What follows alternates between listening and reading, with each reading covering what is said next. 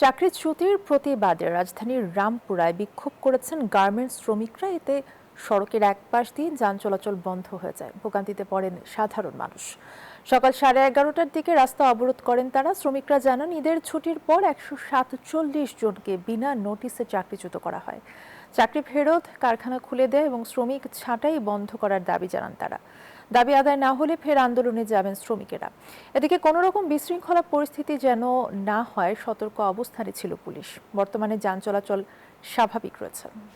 আমাদের দাবি, আমাদের যে 150 লোক ছাঁটাই করছে সেই 150 সহ আমাদের ফ্যাক্টরি খোলা দিক, আমরা সবাই মিলে একসাথে ডিউটি করি। ছুটিতে গেছি আমরা, আমাকে কারখানা বন্ধ করে দিছে কোনো কিছু না দিয়ে, না জানাইয়া।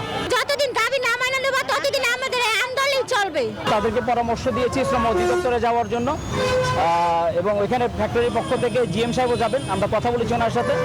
ওইখানে যেহেতু তারা অথরিটি, তারা কথা বলে এটা একটা লফুল যেটা সমাধান হয় সেই সমাধানের তারা ব্যবস্থা নেবেন।